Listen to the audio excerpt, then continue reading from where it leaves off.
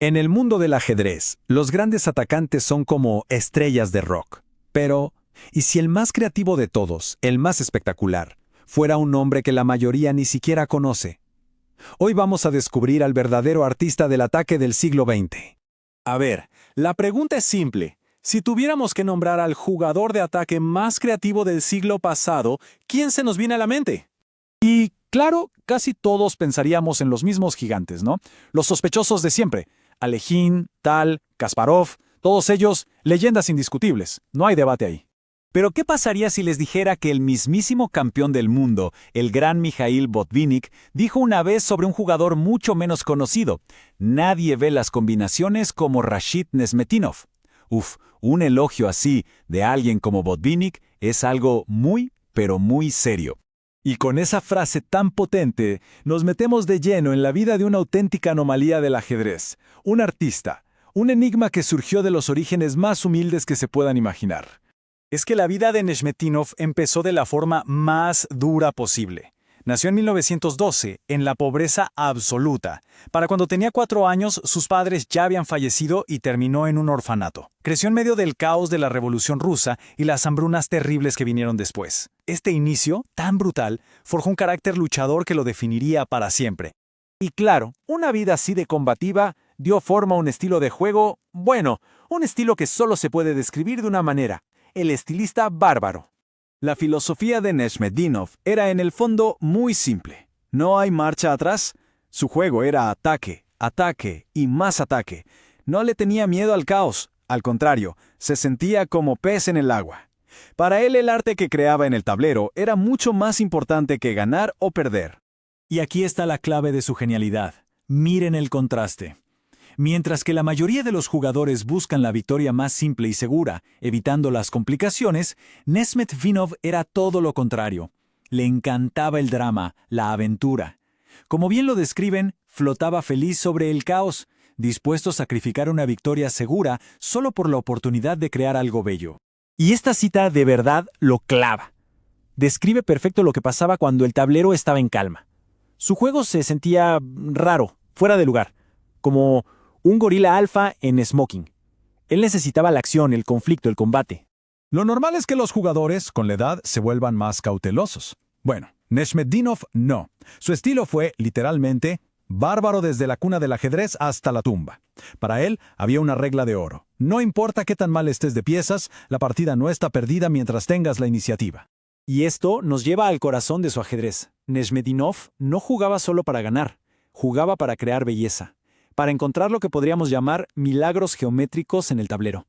Aquí tenemos un ejemplo perfecto. Miren con atención este tablero. La partida es de 1967, Nesmetinov con blancas. La posición es una bomba de tiempo. Las negras amenazan con ese peón en A4, el rey blanco parece un poco expuesto. Una jugada tranquila aquí y se pierde.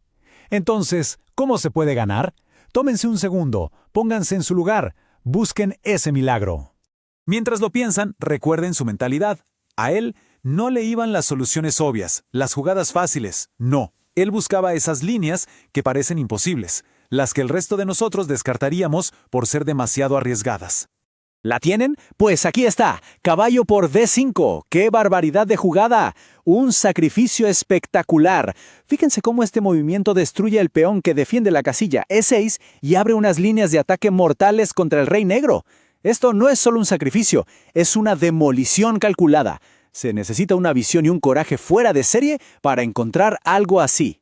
La reacción a este tipo de jugadas se resume perfecto con esta frase: estamos impactados, pero al mismo tiempo no nos sorprende en absoluto. Eso era Nesmetinov en estado puro. Esperar siempre lo inesperado.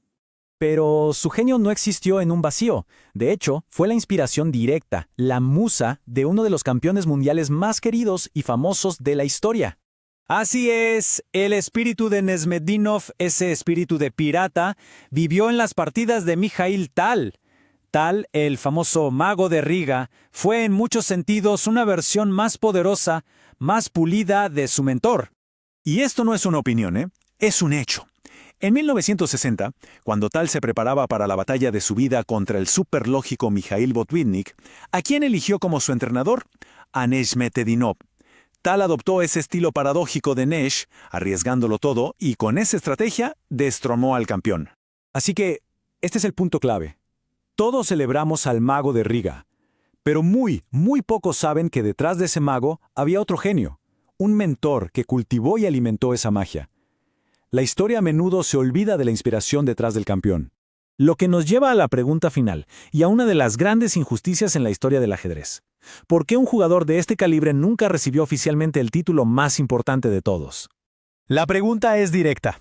¿Cómo es posible que un jugador que venció a campeones mundiales y que nos dejó obras de arte inmortales nunca fuera gran maestro?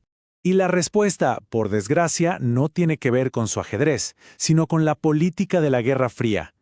A Nesmetinov le negaron una y otra vez el permiso para jugar torneos fuera de la Unión Soviética, que eran los que necesitaba para conseguir el título. La razón más probable, el miedo de las autoridades a que se quedara en Occidente. Para que nos hagamos una idea de lo cerrado que estaba el sistema, miren este número: 3. En plena época dorada del ajedrez soviético, entre 1954 y 1959, solo 3 jugadores de la URSS consiguieron el título de Gran Maestro. Era un sistema increíblemente restrictivo, y Nesmedinov, a pesar de su fuerza descomunal, quedó atrapado.